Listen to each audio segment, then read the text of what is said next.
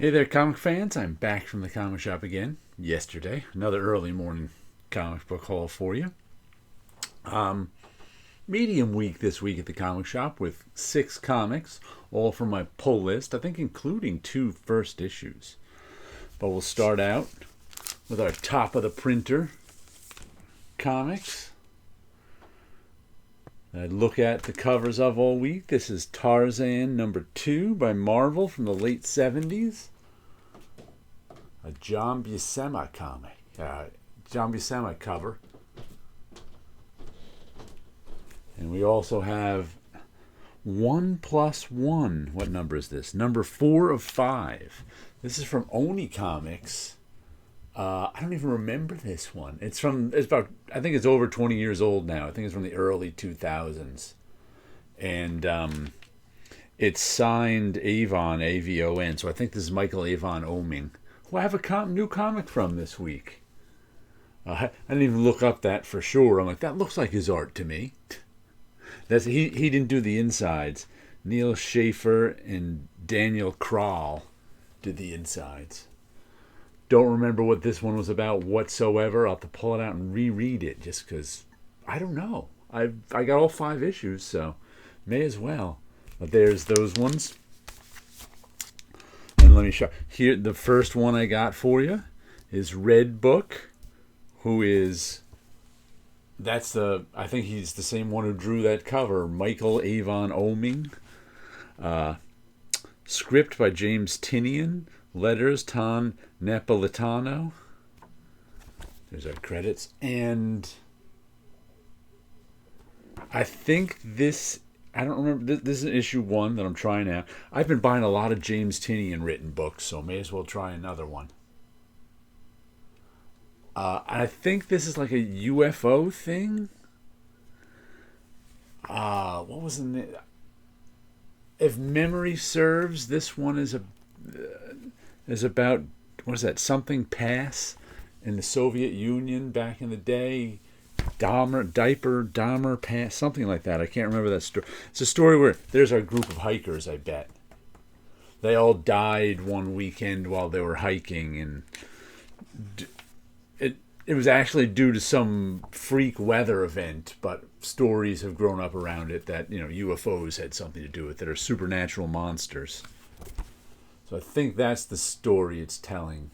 Like I said, I've seen videos on that incident. See, does it tell us? After the Second World War, Russian? Nope. Can't find the name of that pass. But we'll give that one a read. I think each story is going to have like a different UFO story in it or something. Then we've got 2025 special, Super Creep Show. Like that cover. Who did that cover? Does it tell us? Cover A. Rated M for mature. That's what that says. Let's see if it... In this one, we've got writer Dan Waters, artist Carmine Di Giandomenico, colorist Andres Moza, and then writer Ryan Stegman. I usually know him as an artist. Riley Rosmo is the artist, and Iñaki Apiazu is the colorist. So we get these, and I noticed they've been doing this with this one. It used to be like each year we would get 6 Creep Show issues. They're, horror story, 2 10-page horror stories. But now we get like 5 because I think Creep Show Volume 3 is going now. We get like 5 and a special. I don't know if that's an extra way to get an extra number 1 in there or whatever. But this is Super Creep Show. It's a special, 2025 special. I especially enjoy the covers on these. There's usually multiple covers, and they're all pretty good. But I like the scary covers. Good stuff. And then we've got the Power Fantasy issue 12. Casper Wingard on art, right, on this one? Yeah, and Kieran Gillen is writing it with Clayton Cowles and Ryan Hughes. I think Clayton Cowles is the colorist. Ryan Hughes, the letterer. And here they give you a little who's who in the beginning, and they they rate the superheroes by how many people would die if they were to get into a fight, because that's the whole concept of this. There's these superpowered people, Omega power, the highest power level of kind of superheroes, and if they fight, innocent people die.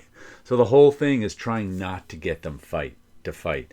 But for some complicated reason, at the end of last issue, they tried to take out the guy, or a couple people tried to take out the guy who was trying to keep the peace, because they figured if he found something out about them, he'd take them out. So it's like might be some fighting going on. We'll have to see. Then I picked up the second issue of Everything Dead and Dying. This is the one that was sort of a zombie story. Who's doing this? Writer Tate Bromball. Artwork Jacob Phillips, who is Sean Phillips' son. I like Jacob Phillips' artwork. It's kind of like his dad's, but I haven't found a series yet that I've liked of his. Like, I've tried out that Texas Blood, I think was one of them, and there was a couple of others, and I haven't found it. I've usually bought like 2 issues of his stuff and then kind of not, and then dropped it. So I want to find a series I actually like of his that I can read all the way through. But and who's it? Colors by Pip Martin, letters by Aditya Bidikar. This started out as like the first issue was kind of a zombie story, but it was a story of this guy who had been living in his hometown, whatever he lived, and like as long as he took care of the zombies and fed them, they would just go about their business like on a loop. Kind of they would just live their last day over and over again. And I think his wife and daughter were a zombie too. And so he was just living that way, I think, for the past year in this small, out-of-the-way town. Just taking care of the zombies, and they'd go about their business, and he'd just go about his, and he had no idea what was going on. But at the end, a bunch of men with rifles showed up. So that's probably what this is. We'll see the men with rifles start killing the zombies that he was keeping alive, because they weren't bothering him. Then we've got Fantastic Four number 10, Facsimile Edition. Grr, it's Evil Reed. Grr.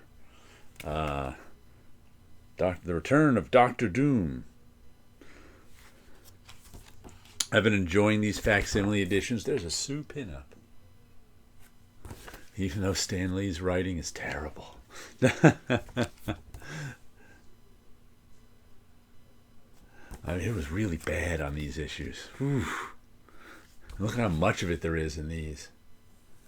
Hold on, what does that feel? Oh, there's a weird bend. I don't know if you can see it right on this side. Oh, there you can see it. There's a kink. I just felt it right on the spine as I opened it. I was like, that's weird. So the paper bent and folded weird in this one. Some nice artwork. I don't remember if I read this issue ever. It's been 30 years since I read it, so I look forward to reading it. Then the final thing actually was supposed to come out a couple of weeks ago. I think it was just late to my shop. Flow, issue number 1. Mad Cave is our publisher. Who's doing this one? Paula Svenbergen, Claudia Balboni, Fabi Marquez, and Jody Troutman. I can't remember what this one is about, besides that it has something to do with menstruation as part of the plot of the story.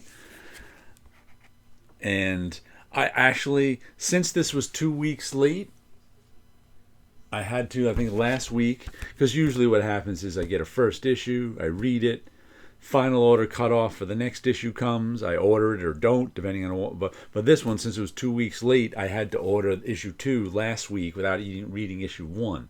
So I was like, might as well order issue 2. So I have issue 2 of this coming already. But looks pretty good. Like I said, I have no idea really what it's about, so we'll give that one a read. Let me show you a little what I got back here. Ooh, some X-ray specs stand. This is the first of the issue 300s.